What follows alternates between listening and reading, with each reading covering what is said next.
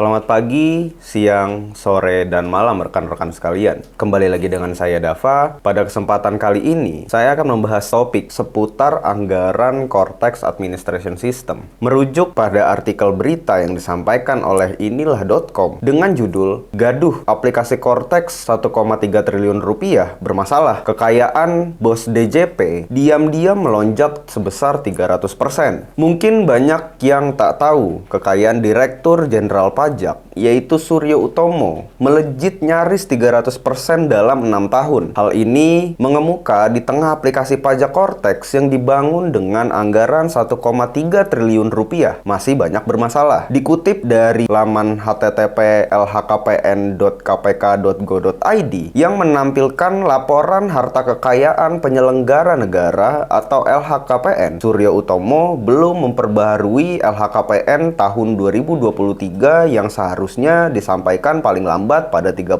Maret tahun 2024. Kelalaian ini bisa menjadi masalah karena diduga melanggar peraturan KPK nomor 3 tahun 2024 tentang tata cara pendaftaran, pengumuman, dan pemeriksaan harta kekayaan penyelenggara negara, khususnya pada pasal 4 ayat 4 yang menyatakan LHKPN sebagaimana yang dimaksud dalam ayat 3 wajib disampaikan dalam jangka waktu paling lambat tanggal 31 Maret tahun berikutnya. Mengenai hal tersebut, patut dicurigai bahwa terdapat dugaan tindak pidana korupsi di sana, karena tidak ada transparansi terkait hal tersebut. Tugas dan tanggung jawab dari Komisi Pemberantasan Korupsi, yaitu KPK, untuk mengusut terkait hal tersebut. Jika mengacu kepada pasal 1 ayat 3 Undang-Undang Nomor 30 Tahun 2002 tentang Komisi Pemberantasan Tindak Pidana Korupsi yang berbunyi, pemberantasan tindak pidana korupsi adalah serangkaian tindakan untuk mencegah dan memberantas tindak pidana korupsi melalui upaya koordinasi, supervisi, monitor, penyelidikan, penyidikan, penuntutan, dan pemeriksaan di sidang pengadilan dengan peran serta masyarakat berdasarkan peraturan perundang-undangan yang berlaku. Sebagai pejabat publik dengan tanggung jawab yang besar, ketidakpatuhan ini menimbulkan kekecewaan di kalangan masyarakat dan semakin memperburuk citra lembaga perpajakan di Indonesia. Pada tahun 2016, kekayaan yang dilaporkan Suryo mencapai 6.184.609.878 rupiah atau 6,2 miliar. Sementara pada 2022, angkanya melonjak hampir 3 kali lipat menjadi 18.320.603.381 rupiah atau sekitar 18,3 miliar rupiah. Bahkan, hanya dalam setahun, yaitu 2021 sampai 2022, kekayaan Suryo Utomo bertambah nyaris 4 miliar rupiah atau tepatnya yaitu 3.667.658.813 rupiah dari 14.452.944.568 rupiah atau 14,4 miliar pada tahun 2021. Lonjakan aset milik bos DJP ini harus bisa dijelaskan karena dianggap tidak wajar jika dibandingkan dengan pendapatan resmi Dirjen Pajak. Dari berita-berita yang beredar di publik, banyak kejanggalan yang terjadi saat ini setelah adanya pengadaan pembentukan Cortex Administration System sebagai sistem inti perpajakan. Jika dikaitkan, adanya dugaan tindak pidana korupsi di dalamnya, hingga terdapat kebocoran data juga. Berdasarkan Perpres nomor 37 tahun 2015 tentang tunjangan kinerja pegawai di lingkungan DJP, tunjangan kinerja Dirjen Pajak sebesar Rp117.375.000 per bulannya atau setara Rp1.408.500.000 atau 1,4 miliar rupiah per tahunnya. Menurut teori pengelolaan keuangan yaitu 50/30/20 yang dikemukakan oleh Elizabeth Warren dalam bukunya yaitu All Your Worth, The Ultimate Lifetime Money Plan. Idealnya hanya 20% pendapatan yang dapat disisihkan untuk tabungan atau investasi. Artinya adalah seorang pejabat di pemerintahan seperti Dirjen Pajak hanya mampu menambah kekayaan sekitar 280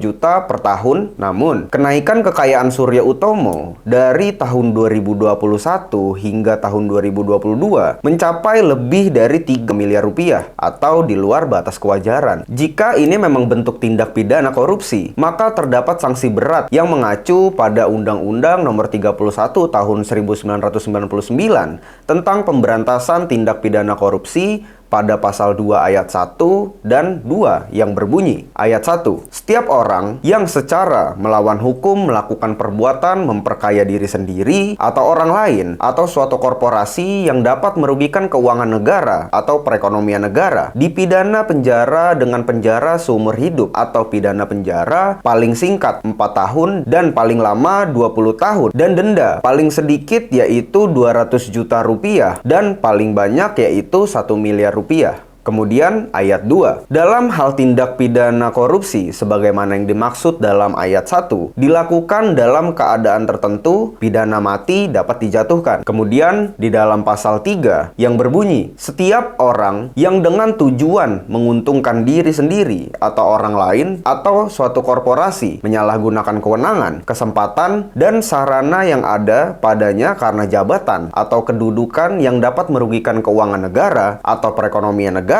dipidana dengan pidana penjara seumur hidup atau pidana penjara paling singkat yaitu 1 tahun dan paling lama yaitu 20 tahun dan dengan denda paling sedikit yaitu 50 juta rupiah dan paling banyak yaitu 1 miliar rupiah. Pengamat kebijakan publik yaitu Prayogi Saputra mengatakan lonjakan kekayaan signifikan dari bos DJP yaitu Surya Utomo memunculkan kecurigaan terhadap pengelolaan keuangan pribadi. Penting bagi seluruh pejabat negara untuk mematuhi asas transparansi dan akuntabilitas, terutama mereka yang berada di lembaga strategis seperti DJP Kemenq. Di dalam pasal 1 ayat 8, Peraturan Komisi Pemberantasan Korupsi Republik Indonesia Nomor 3 Tahun 2024 tentang perubahan kedua atas Peraturan Komisi Pemberantasan Korupsi Nomor 07 Tahun 2016 tentang tata cara pendaftaran, pengumuman, dan pemeriksaan harta kekayaan penyelenggara negara yang berbunyi, laporan harta kekayaan penyelenggara negara yang selanjutnya disingkat dengan LHKPN adalah laporan dalam bentuk dokumen termasuk namun tidak terbatas pada dokumen elektronik tentang uraian dan rincian informasi mengenai harta kekayaan, data pribadi, penerimaan, pengeluaran, dan data lainnya atas harta kekayaan penyelenggara negara.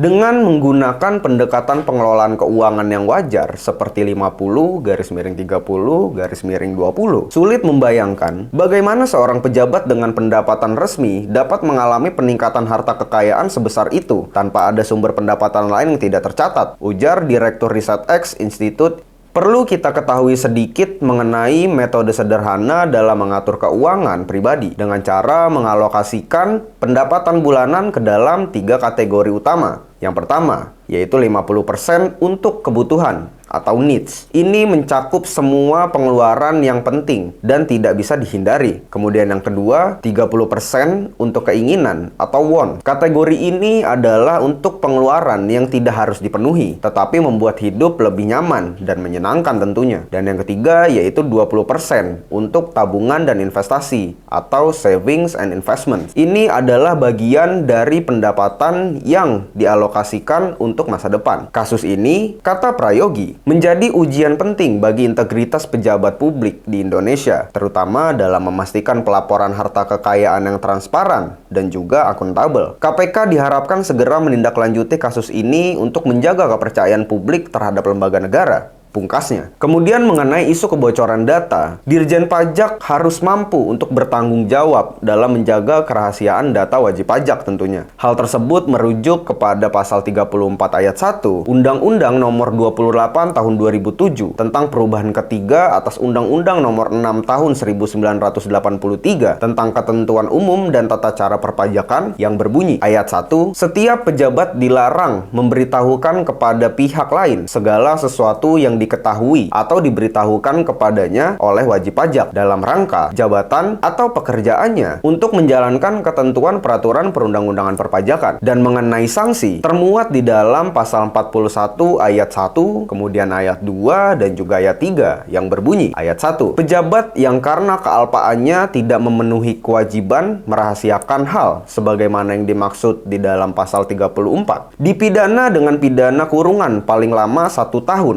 dan denda paling banyak yaitu sebesar 25 juta rupiah. Kemudian ayat 2, pejabat yang dengan sengaja tidak memenuhi kewajibannya atau seseorang yang menyebabkan tidak dipenuhinya kewajiban pejabat sebagaimana yang dimaksud dalam pasal 34 dipidana dengan pidana penjara paling lama yaitu 2 tahun dan dengan denda paling banyak yaitu sebesar 50 juta rupiah. Kemudian pada ayat 3, pejabat yang dengan sengaja tidak memenuhi kewajibannya atau seseorang yang menyebabkan tidak dipenuhinya kewajiban pejabat sebagaimana yang dimaksud dalam pasal 34 dipidana dengan pidana penjara paling lama yaitu 2 tahun dan denda paling banyak yaitu 50 juta rupiah. Mungkin sekian dulu berita dan informasi yang dapat saya sampaikan. Jika video ini bermanfaat bagi rekan-rekan sekalian dan sebagai bentuk dukungan terhadap kami, jangan lupa untuk di like, share, komen, dan juga subscribe channel kami. Terima kasih.